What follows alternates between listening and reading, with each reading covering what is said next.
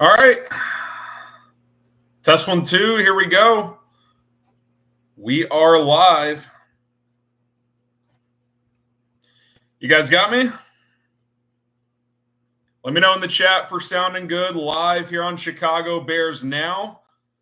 As Hard Knocks episode 1 just came in. And pretty good episode. Thought there was some good stuff in there. We'll let the chat kind of trickle in here, and then we'll get started. Type Y for yes in the chat if audio is sounding good. That would be awesome. And we're going here. We'll get some shout outs to people in the chat. Hard Knocks episode 1 recap. We got Lacora, Javon, Anthony, Emolfo, Javon Thomas, David. What's up, everybody? Harrison Graham here for Chicago Bears Now. If you've never seen this show before, we go live usually on Mondays and Thursdays, 4 o'clock Central Time, to talk all things Bears. And a little after dark action tonight after Hard Knocks episode 1. And, I don't think there was anything earth-shattering in this episode, but I thought there was a lot of good stuff, a lot of entertaining things. I certainly enjoyed it, and we're going to break it all down. So should be fun. We can start there. How would you guys rate the episode, scale of 0 to 10? 10 being it was awesome, 0 being it sucked. How would you guys rate it? And let me know in the chat. Try and fix something real quick here. 0 to 10. Ty Man says 10. Jeff says 10. Carlos 9. James 7. Patrick 8. Tim Hinkie 9+. Adam 7. Warm Shy 7. Seeing a couple in there saying they haven't watched it. So if you haven't watched it, we'll we're going to talk about it. So if you don't want spoilers, feel free to hop out. But I thought it was good. I thought it was a pretty good first episode, kind of introductory episode. It had a little bit of everything. We got a little Jonathan Owens, Simone Biles. You knew that would be in there. A lot of Caleb Williams. You know they're going to try and make him the star of Hard Knocks. Some fun Matt Eberflus stuff, a little behind the scenes at the get-together party after the offseason, and the stuff with his wife, helping him change his hair, the beard, all that stuff. So that was exciting. Enough football stuff. Nick Saban, we knew Saban was going to make an appearance. They had kind of put out a little teaser clip, but you could it's easy to understand why that guy's a hell of a coach. I mean, the intensity just when he's talking with Flus is so real. So that was cool. And how about the star, Theo Benedette out of Canada, singing God Bless the USA, stripping down to his underwear while doing so in his little rookie karaoke initiation. That was fantastic. A little bummer he got hurt in the Hall of Fame game. I didn't even realize that. That was kind of under the radar. He's out 4 to 5 weeks. But, someone already asking me, Evan, what's your prediction on the Bears keeping Theo after his injury? I mean, he's a long shot to make the team to begin with, but maybe he's a fun guy to keep around in the practice squad. Maybe you stash him on IR this year. So lots of options there, but that was fun. And I kind of like how right off the bat, they kind of just set the stage of going back to draft night, and when Flus makes the call to Caleb Williams as the number 1 pick, great way to start. Just like, hey, this is a new era of Bears football, and if Caleb's the real deal, it's going to be a new time. And what's the theme of Hard Knocks? There's a new wind or whatever they're kind of framing this, and that's what we're hoping for as Bears fans, right? Like, is this a new era? Can things be different? Can the offense match the defense for once in this city? So that was awesome. Brett Rippon. How about the exchange between Tyson Bagent and Brett Rippon, where Bagent goes, I share a birthday with Kanye, and he goes, I don't know if that's cool or not. And I think Caleb or someone said depends on the day. And he asks Brett Rippon, do you share a birthday with anybody? And he says, yeah, O.J. Simpson. That was an electric factory. I thought that was hilarious. Lots of good stuff in here. So we'll kind of reset the scene here. I'll kind of go through some of my takeaways, and we want to hear from all of you. So if you want to get your questions in, fire away. Obviously, I'm just doing this at my house, so I'll kind of just be reading the chat. If you super chat, we'll be sure to shout those out. Any donations, we would appreciate it. If you want to help us out by liking the video as well, got about 500 people watching. So if you guys want to talk some Bears football, Hard Knocks or otherwise, we're down to hang out here for a little while. So fire away in the chat. Chat's wide open. Super chats are open. So if you guys want to hang out, we will be there. And I thought there were a couple interesting little football tidbits too that were pretty interesting. So kind of reset here, hit that like button, and let's go ahead and dive into a little Hard Knocks reaction here. All right, Hard Knocks episode 1 for the Chicago Bears in the books. Welcome into Bears Now by Chat Sports. I am Harrison Graham. Going to do a little instant reaction here, so rock and roll with us. We'll have your thoughts in the live chat, react to those as well as we are live here on a Tuesday night right after the first episode. And let's kind of just set the stage of how this thing started with the opening scene where they went back to draft night, April 25th in Detroit, when Caleb Williams got the call from Bears head coach Matt Eberflus. And, that was a perfect way to start. Like, it's a new era for the Bears. And if it's going to be a better era for the Bears, it starts with number 18. Caleb Williams, which we got a lot of Caleb Williams in this episode. And you know what I really liked is that Hard Knocks HBO, they didn't just paint this out to be some beautiful picture for Caleb Williams where like everything's perfect, all is going well. Like, no, like they actually kind of started with after the opening scene, once they got back to Caleb of, yeah, he's a rookie. There's some ups and downs. It's not going to be just perfect play after perfect play, perfect pass after perfect pass. They showed some incompletions and interception. And, his little press conference, I think it was about a week ago, when he said, yeah, I strive to be perfect. So when I mess up, I get frustrated. And they kind of went into that for a few minutes. And I think it's just important for Bears fans, us, everyone on the outside to understand that it's not just easy to step into the NFL and just dominate. It just doesn't happen. Like, even these quarterbacks that have awesome rookie years, CJ Stroud's a great example last year. He did not play very well in preseason last year. So I think this is a good reminder. And of course, they had a lot of positive stuff and, kind of talked about the short-term memory and bouncing back, which he did. And Matt Eberflus brought him into his office and was like, hey, man, like through 7 practices, you have made great strides and let's keep stacking and all that stuff.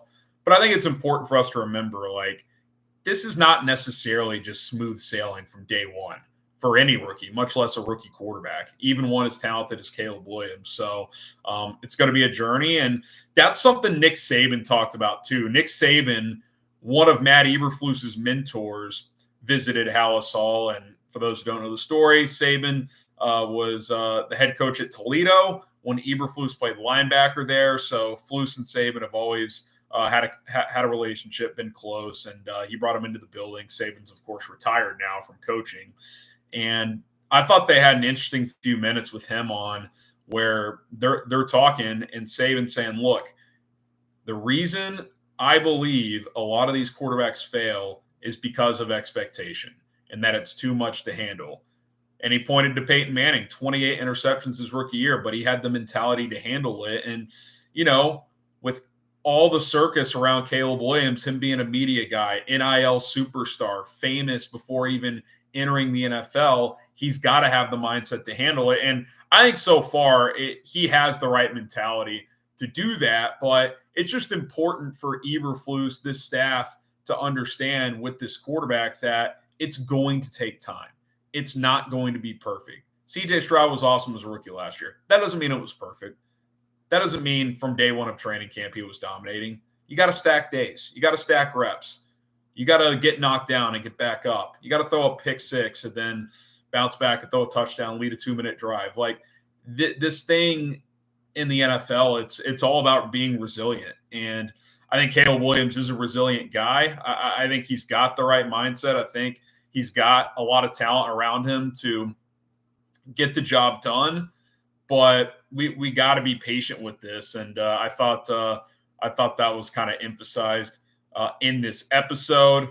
Saving a couple of pieces of advice he gave to Matt Eberflus when it comes to quarterbacks is he said that, number one, he always stood behind the quarterback at practice because he kind of wanted to see how they would react after a certain rep, after a play, and kind of hear their reaction and their takeaway on what did or did not work on the prior play.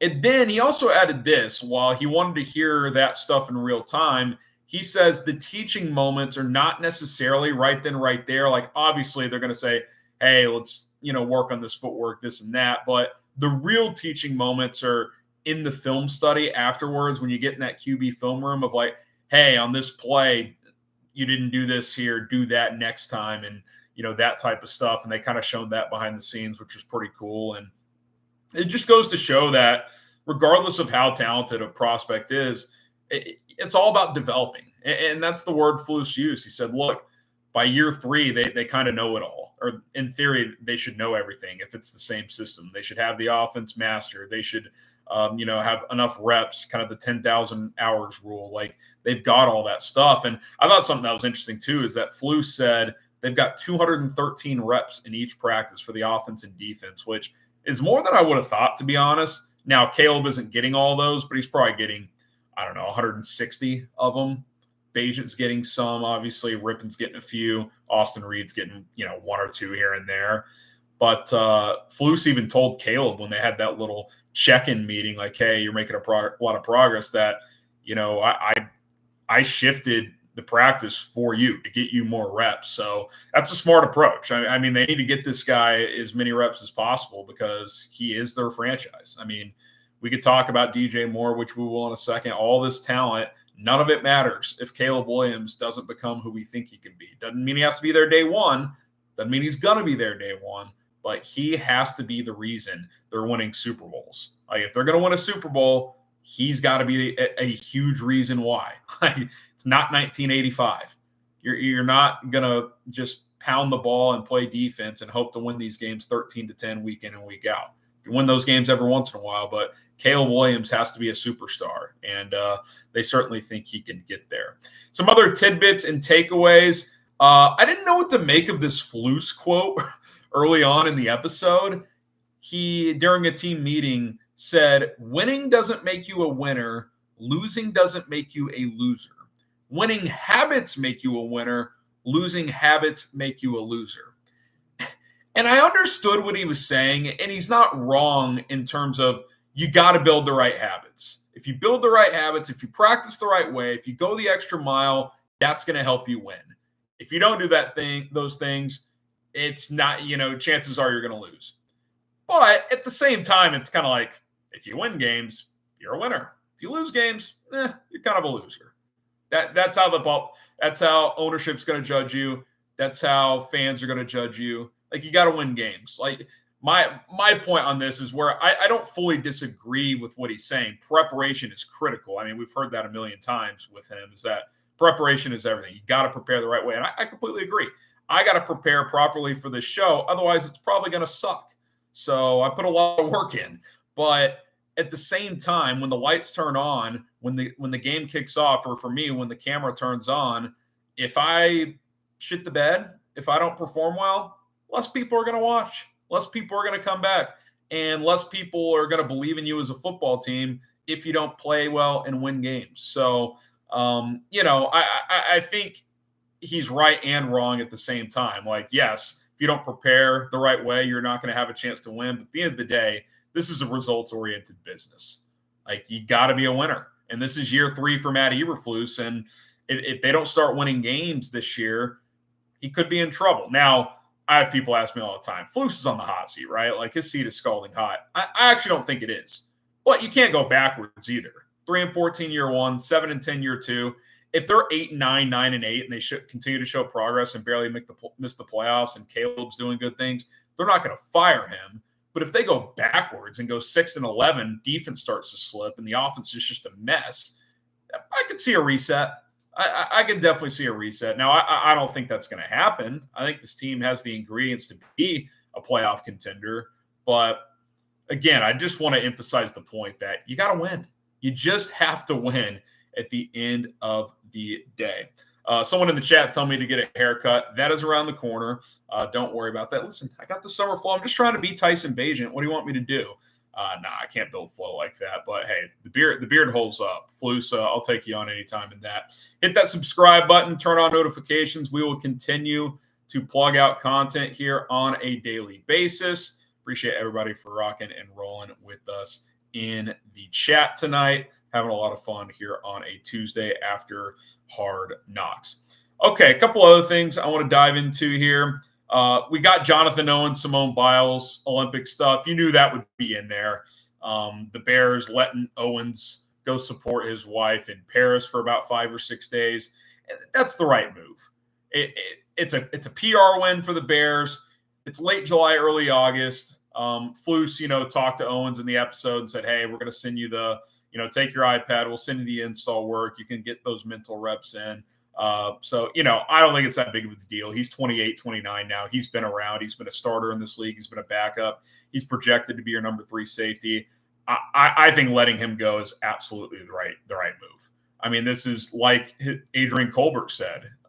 They briefly talked about it at practice, like, yo, this is her Super Bowl. Like, you got to go type thing. And I thought that was neat. And you could just tell the love they have for each other, which is a special thing. Anyone out there that's got a girlfriend, boyfriend, wife, husband, that bond is so huge. And how cool is it to go support your wife in the Olympics? Probably Simone Biles' last Olympics. So I thought that was pretty unique that they did that.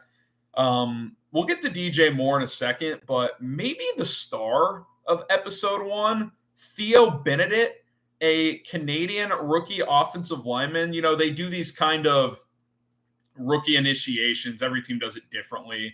And the Bears, had their rookies go up there and do some kind of karaoke. And Caleb Williams just started cracking up, and he couldn't even get through a couple lines of his song, at least based on what they show. That was pretty funny.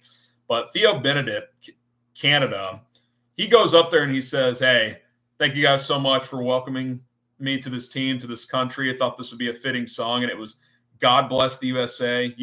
If you haven't heard that song, I guarantee you have. Guy strips down to his underwear with an eagle, and Matt Eberflus decides to call him the Eagle. Flus, the nickname guy. That was good stuff. That was entertaining. There's always a guy or two that's got no chance of making the team that you kind of fall for in this series, and he could be one of those guys. Now he's hurt now, so maybe that's the last we've seen of him. Who knows? But yeah, that was pretty funny. I really like that. Brett Rippon and Colin Johnson, pretty cool to see them shine in the Hall of Fame game, which we've obviously discussed. But Rippon has bounced around, and the little mental notes, like QBs are just different creatures. He's walking onto the field. I think he said, clear mind, clear feet. He's just kind of talking to himself, like reminding himself little notes of, to play loose and all that stuff. You just, it's like a golfer, a tennis player. Obviously this is a team sport, but the quarterback is kind of like the golfer, right? Like it's up to him to make it work. And, you can just tell these guys are just different animals. And how about Tyson Bagent randomly in practice saying he shares a birthday with Kanye West. And then he asks Brett Rippon if he shares a birthday with anyone. And Rippon said, yeah, OJ Simpson.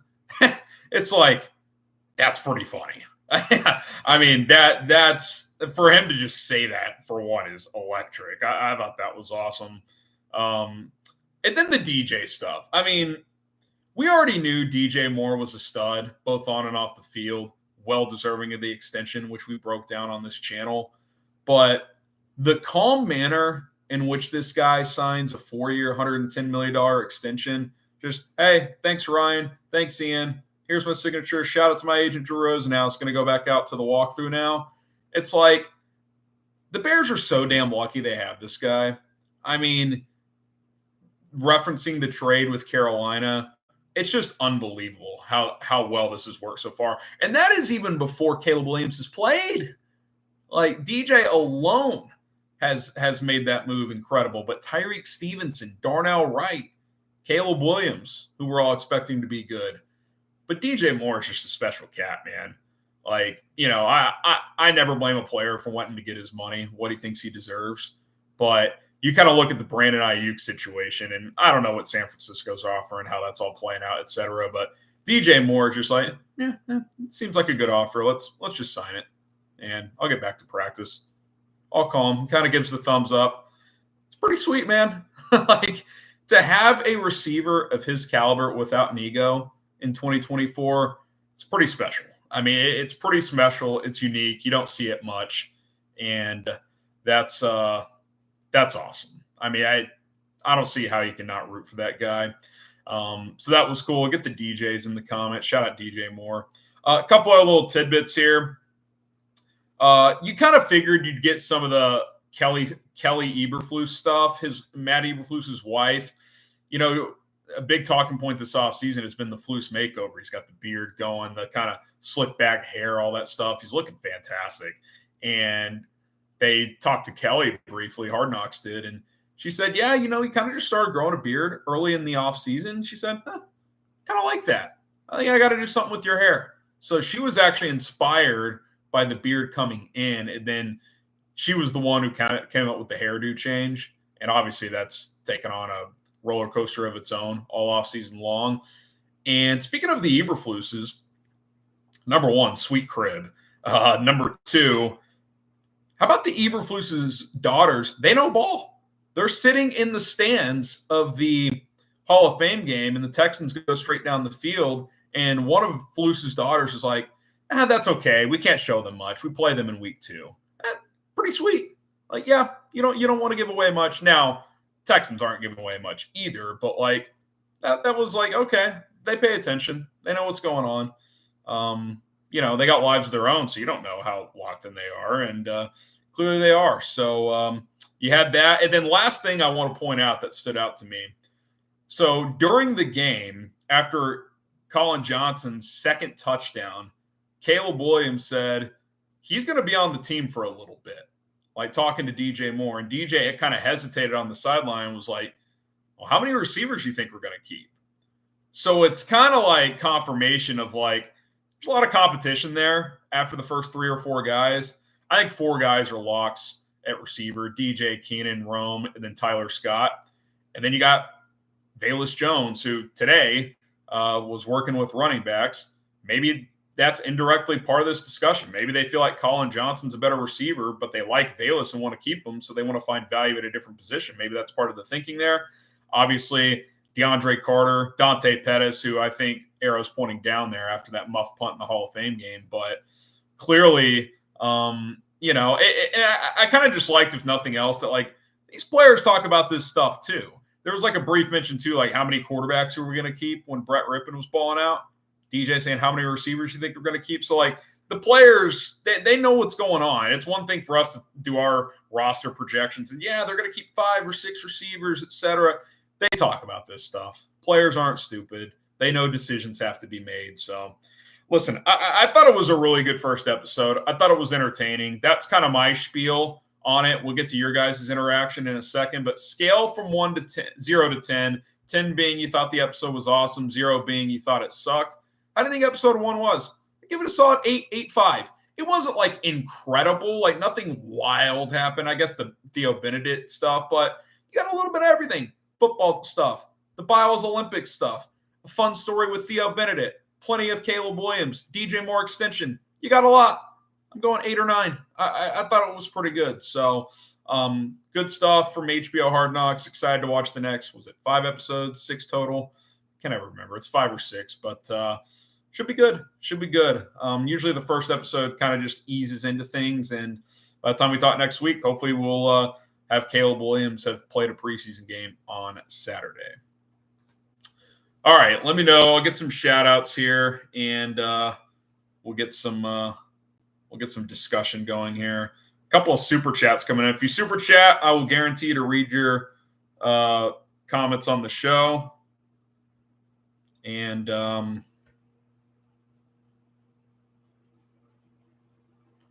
we'll keep it moving. Keep it moving. All right.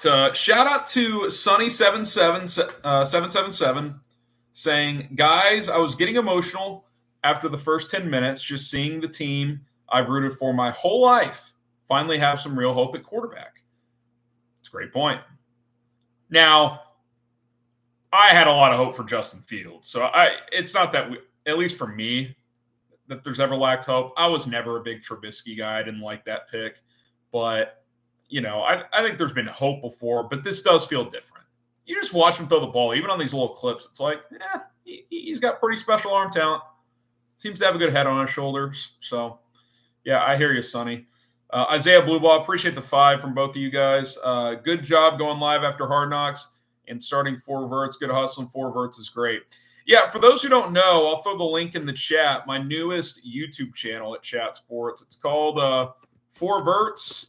Cover the NFL and college football over there. Mostly NFL right now. We'll do some more college when we get closer to the college football season. But if you guys want to go subscribe, I've been staying on top of the Brandon Ayuk trade rumor mill. That's been hot and heavy the last couple of days. A couple of episodes out on that. Some Justin Fields talk for those who are still keeping up with him in Pittsburgh. So lots going on. And if you guys want to show me support, some love over there, that'd be awesome. So greatly appreciate it.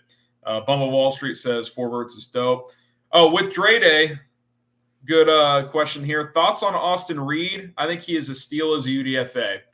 I mean, we didn't see a ton of him play. He obviously dumped it off a couple of times and the game got called. But I should have mentioned that in kind of my reaction too is I'm really glad they showed Austin Reed's parents in the stands because that's so real and authentic, right? Like, he's the 4th string quarterback, just like Tyson Bagent was last year and became the backup. So you never know, right? I think he's got a taller uphill climb than Bagent did a year ago because he's got to get through Bagent and a guy like Brett Rippon. But seems easy to cheer for. Like, his parents seem like regular people. The mom's nervous. It's classic, like, football family. Mom's nervous. Dad's intense. He's fist pumping, all that stuff. That was cool. That was cool. Yeah, Pete, not a ton of Rome Odunze coverage. I agree. A little light on the Rome front. Not really sure what to make of that. But I bet we'll get more next week, especially if he plays in Buffalo. So that certainly is a fact. Christian, what's good, Harry? What's up, man? Bumble Wall Street says, do you feel like we have a genuine shot at developing this rookie quarterback? Thoughts on Saban and Waldron in doing so? Yeah, absolutely. I think, for one, watching the Hall of Fame game, I think conceptually, Waldron, you can just tell he knows what he's doing. Good variety with the play calling. I feel good about that. Now, obviously, building the relationship in addition to being a good play caller is important, but seems so far so good. It seems like Flus and Caleb get along pretty well based on what we've seen in those interactions. So I feel at least decent about their chances of doing so. Dre says, read through for 4,700 yards in 2022. He will get picked from the practice squad easy. If he's so easily going to get claimed onto another 53-man roster, then why wasn't he drafted? That would be my question. I'm not saying no team's going to give him a chance, but unless he lights up things in preseason, which he's not going to get to play much, I mean, I don't really expect him to be on a 53-man roster. I think he's either Bears practice squad bound or on another practice squad. Jeff says, hoping to like next week's episode. Yeah, you didn't like it as much tonight. That's all right. It kind of ebbed and flow. It wasn't incredible. I thought it was pretty good, though. I sleep at noon. What do we think about Caleb's chances to play this weekend? I'd say it's about 80%. If the Bears are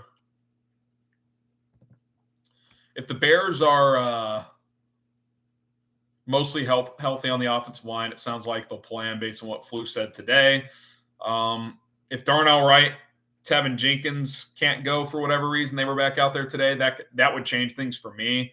I would not put him out there with multiple backups Certainly not 3+ backups, but if it's 1 or even 2 backups, I'd probably still play him. Maybe I'll play him less if a couple guys are out, but I do think you need to give him some reps. Will Buffalo starters play? I'm not sure. If they do, I can't imagine it's much. It's their first preseason game, so can't imagine it would be that much. How many snaps do you think starters get? If Caleb in the offense plays, I don't know if Keenan will play. I probably wouldn't play him, if I'm being honest. I don't know, 2 drives, 15 snaps in this game. Flus said he wants to see 45 to 55 snaps from Caleb this preseason. So that feels like 12 to 15 snaps this game. Maybe you ramp it up to 25 the second game and then back to 12 to 15 for the final game. I think the Bengals game at Soldier Field will be the game you see Caleb the most, assuming guys are healthy. That would be my guess. Dre says, I feel for Nate Davis with the personal issues, but I think this is his last big contract. Yeah, I mean, look, I gave him a pass for last year because of that. He was going through a lot. And look, maybe he has stuff going on this year. I don't know. But I think Flus clearly called him out today at the presser. They didn't work that into the Hard Knocks episode, obviously. I don't know if that's just because it was day of or whatever. But Flus said, look, I don't subscribe to the theory that you can't lose your job because of an injury. Things can change. Competition can emerge. And I think he put Nate Davis on notice today. Harrison, what was Flus's house like? I mean, we didn't see the inside, but you could just tell how big the property was. Outside looked fun, pool and all that stuff. So, yeah, it looked nice. I don't know about free OG. Obviously, it's on max, but Bear Force, I'm like 99% sure it's 45 to 55, but I could be wrong. Maybe it's 65. That just seems like a wide gap. I think it's 45 to 55. Robert asks, what do you think about Saban coming to training camp? I liked it. Guys want a lot of football. I know he didn't pan out in the NFL, but he knows what he's doing. He's a mentor of Flus's, has a lot of wisdom to share. And I like that. That was a nice touch to the episode. Bear Force, 21 million plus cut, so about 28 million. What do you think we're doing with it? Yeah, I was going to do an episode on this tomorrow. Is a big move coming after the DJ Moore extension details emerged? If you missed it, his cap hit is only like 7.2 million this year, which is down from 16. The Bears now have 21 million to work with, and to your point, after they make some cuts, it'll probably be more like 26, 28 million. So they could make a move. They could make a big trade if there's one out there. They could sign multiple free agents. Connor Williams is off the list now. He signed with Seattle a couple of hours ago, so that dream is dead. But yeah, they could certainly make moves if they opted to do so. So we'll see. I don't know if that's why they structured it that way, but if you weren't wanting to make a move, why not put more money this year and keep yourself more flexible and moving forward? So I have some theories. We'll dive deeper into them tomorrow on an episode, but I think they're at least keeping that door open to make a move. Jesus says, is our championship window open now if a big move is coming? I think the door starts to open this year. Am I going to predict the Bears to go to the Super Bowl like Nick Wright did today? Probably not. I'll have my final prediction for the Bears in the division coming up before week 1. And on 4 Verts, I'll do my full NFL predictions, kind of do like, award winners, division winners, playoff predictions, all that stuff. But if they made a big move and added another elite player either on the offensive or defensive line, I think it becomes more possible. If Brandon Ayuk gets traded to the AFC, the NFC becomes more open. I would still say the Niners would be the top team, but I think that gap shortens. I know it's just practice, but the Giants have held their own against Detroit. I think Detroit secondary is still a weakness. I mean, Malik Neighbors is a special talent, but he torched them for 2 days. I think if Caleb is who we think he can be, I expect the Bears offense to have success against the Lions, just like they did last year. So I really do think that's going to happen. Let's see. Was Shane Waldron in the episode? He was. Not a ton, but you could hear him and Caleb interacting at practice and stuff like that, and in the film room. So there's a couple clips of him. Tim Hinkie with the FGBs in the chat. Michael says, is this the year we finally beat the Packers? I really hope so. It's got to be, man. You got to beat them at least once this year. I'm not asking for a sweep. Give me a split. Give me a split. Brad says, God forbid an injury were to happen. What experienced QBs are out there? I want Flacco before he signed with the Colts, but who's out there? Tough question. Tannehill's the name out there to monitor if something were to happen. Ryan Tannehill is available. He's a vet. He's started over 150 games in his career. He's played in an AFC championship game. He's won the AFC South before, 13-game winner one season. So he'd be the guy if you needed to sign a vet. I think frankly, I think he's waiting for that type of opportunity. I think he's going to – I don't think he wants to sign and be a clear defined backup, at least not at this point in the offseason. I think he's going to wait and see if a contender's quarterback gets hurt, and if it feels like the right situation, he's going to sign with that team. So hopefully that doesn't happen because we don't want Caleb Williams to get hurt, but he would be a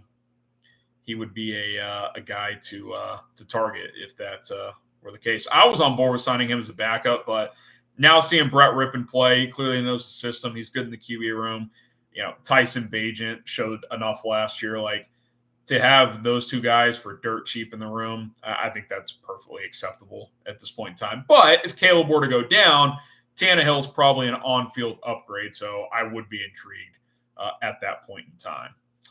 Let's see. What else we got here? Probably hang out for 15 more minutes or so. Appreciate Caleb Williams saying great episode. Appreciate that, QB1. Tim says, any offensive guards we can sign to back up Davis? Not right now. Greg Van Roten was kind of the last notable name. He signed with New York last week. Guys will get cut across the league between now and week 1. So there's a surprise cut somewhere. But I think if Davis proves to be unreliable, which I think we're kind of knocking on that door at this time, right? I think you're going to see what you've seen a lot in practice, which is Coleman Shelton at center and Ryan Bates at right guard. Bates has played more guard than center, so maybe that's just the way they go. I want Nate Davis to work out. He's talented. He was a top 25-ish guard in the league with Tennessee when the Bears signed him. Now, he did have a minor injury history, but this just not practicing and very minor injury things seemingly being bigger than they should be. It's just I think Flus's words today were pretty strong. I think he's getting fed up, and they're not just going to hand this guy the job at this point. I think the Bears kind of had my thinking of, okay, last year we're going to call that a wash. Had a family member die, mental challenges with that. I understand. That's real life stuff. It's year 2 of a 3-year, $30 million contract. And listen, if he's still having personal issues, I feel for the guy, and I can understand that and appreciate that. But if you're the Bears, you can work with him on that. But what you can't do is just be like, well, when he's here, he'll start. When he's not, he won't. If he's unreliable, I think it was Dimitri. So again, very tough. Not easy stuff. But you're year 2 under contract. Here's my point. It's either play or don't. If you can't, and I'm not saying he's not injured, but if you don't want to play, then don't play. If you do, you got to be all in. And I'm not saying it's easy. It's hard. But the Bears are trying to win. And if Ryan Bates is going to be a steadier presence over there, and if they can trust him, if he can stay healthy, because it's not just the personal stuff. Davis keeps getting hurt. He got hurt last year too. So I just, I think the Bears are growing. Their patience is wearing thin on that situation. And we'll see where it goes. George asks, do you think signing Yannick Ngakoue for 1 year, $2 million is okay for the Bears? I mean, I'd do that tomorrow. And that's with saying I think Ngakoue took a step back as a player, but $2 million, you got $21 million available. Why not? Even if he was awful and didn't make the team, it's $2 million. It's not going to kill you. Dimitri, yeah, I mean, look, it's a business, right? Business. I'm rooting for him. I hope he turns it around. I'm rooting for him. But yeah, I mean, if Ngakoue is $3 million or less, go get him. Even do the Connor Williams deal. I think he got $3 million, incentives up to $6 million. I'm cool with that. It's going to keep his cap at probably $2.5 $3 million bucks. If he plays well, he can double his earnings. He's not getting $10 million like he did last year. It's just not going to happen. It's not going to happen. Slip and slides for everyone. Yeah, they had fun with that. Even Caleb was like, yeah, let's bring that out for the last day of camp. Yeah, that was fun. That was fun. That was fun. If you guys have any other questions, keep them rolling. I'll answer some. If you guys want to super chat, we'll feature those as well. And thanks to everybody tuning in. It's been fun. We've been live for about 40 minutes here. You can go for another 10, 15, 20 if needed. How much cap can carry over to next year? I think you have to at least hit 90% of the salary cap, which I think the Bears are at. So they can carry over, I think, up to 10% from the year before. I can't remember the exact number, but it's some. It's not a crazy amount. G. Gary says, I love that I work there, bro. You work for the Bears? Is that what you're saying? Robert says, hello from New Hampshire. What's up, Robert?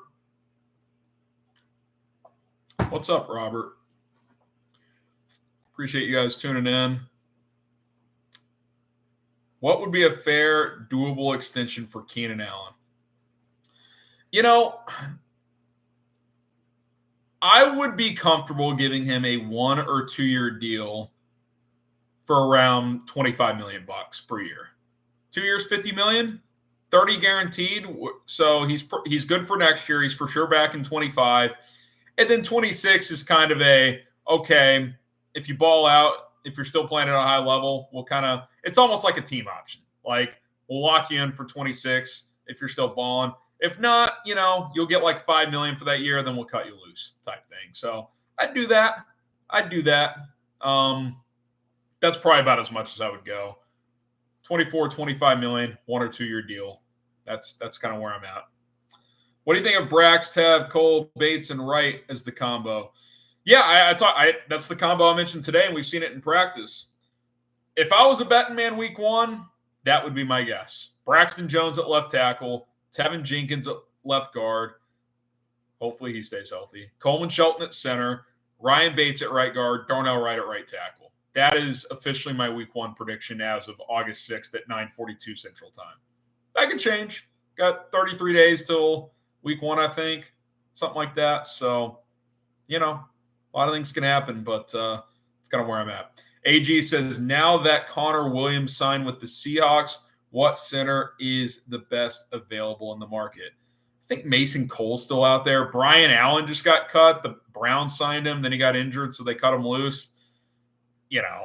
I think if you weren't going to go after Connor Williams, I don't think you're going after anyone else.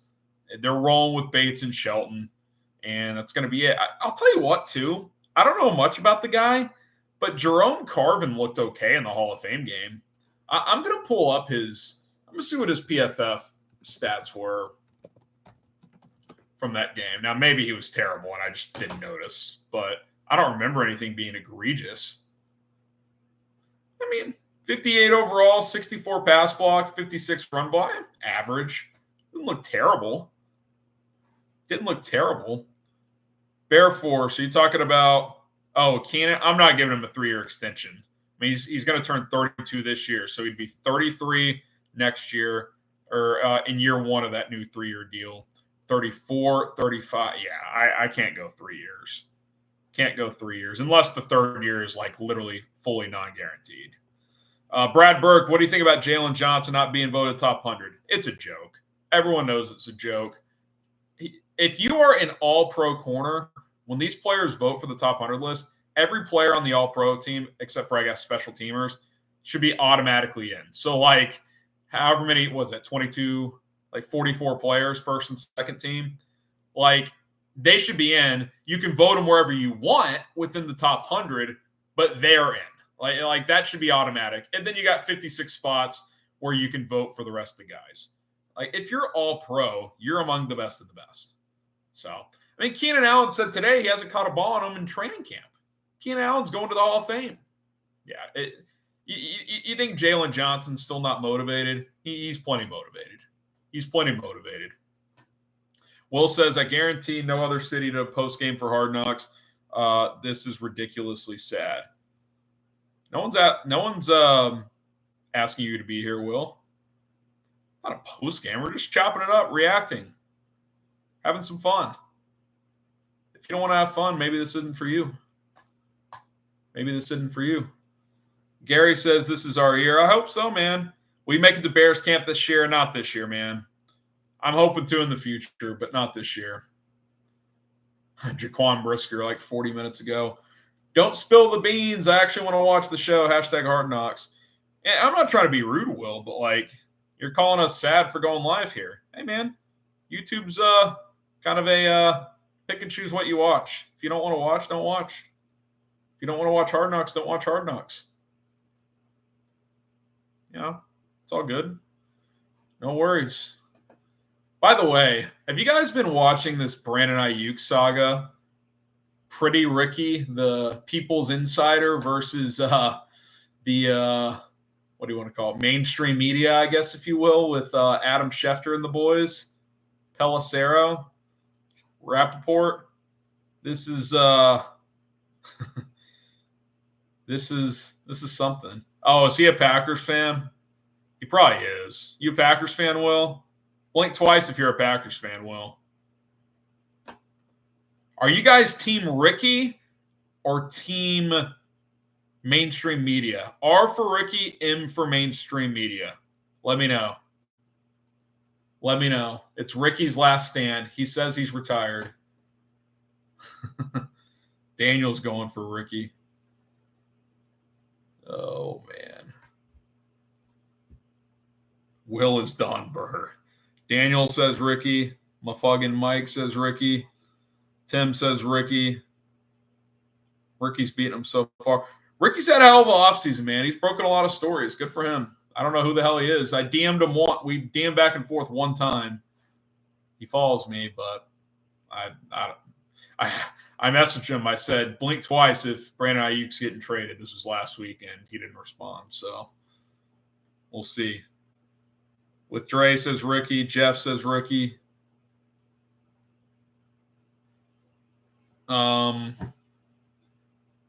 Sergeant says I saw him blink.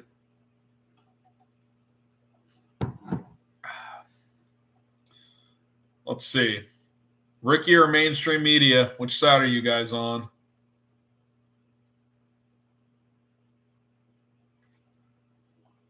Which side are you guys on? Gotta go. Keep up the good work, Tim says. Will do. Questions have kind of slowed down, so if you guys are done, we can call it a night. But if you guys want to keep it rolling, I got a few more minutes. If not, we can kind of wrap it here. Thought it was a fun first episode. Nothing crazy, but entertaining. Savage asks Bagent to the Raiders for a 4th-round pick. A QB room of Aiden O'Connell, Gardner Minshew, Tyson Bagent. I might take Tyson Bagent. I'm going to be real. I think you're getting a 4th for Bagent. He's done some good things, but a 4th is still pretty good value. I mean, we're here instead of watching ESPN. Shout out to you, Daniel. You're a real one. A real one. Twin Quest, yeah, it'll be up. You can rewatch it later. First 25 minutes or so were specifically Hard Knocks. We've kind of bounced around since then, so feel free to do that. Do you think a Judon trade is more likely to happen? I don't know. I'd like to see it. I know he's a little older as well, but I kind of view him like Keenan Allen. I wouldn't mind trading for him and then giving him a 1 or 2 year extension. Madden series all done. Yeah, we're done with Madden, man. Real football's back. It was fun. I'm glad you guys enjoyed it, but real football's back. You think we got a shot at Keenan? Well, they already got him. In terms of an extension, yeah, absolutely. I think Poles is going to be patient, though. He wants to see how he fits in, see if he can have a healthy season. A little older, so no need to rush. What do you think of Austin Reed? I like him. I think he's a good practice squad candidate. Even if Rippon doesn't make the 53 and he's on the practice squad, I'd keep Reed around. I think he's got some tools. Traquan with the super chat. If you guys want a super chat, we'll rock and roll. He says, "This man will." Come on, Traquan. We're not going political. We're not going political. Come on, man. People can vote for who they want to. People can vote for who they want to. Savage says Riddick to the Bears if Jets can't figure something out. Oh, Reddick. Yeah, that thing it's still weird, man. What are the Jets doing? The Jets trade for a player that wants a pay raise, wants an extension. Eagles say no, so they trade him. And then they don't give him an extension. They just think he's going to show up. Like, you knew the situation when you traded for him. So, yeah, that's a weird one. If you could get him for cheap, could you get him for a fourth, fifth? I'm in. I like how they showed the Caleb struggles. He's not perfect yet. Yeah, Playboy, we talked about that earlier. I think it's important for us to remember, this is not just going to be show up and no issues whatsoever for Caleb Williams. It's going to be a struggle. He said it. Yeah, go up against the best defense every day. They make it hard on me. So, yeah, it's he's getting good practicing, though, man, going up against this group, especially the secondary.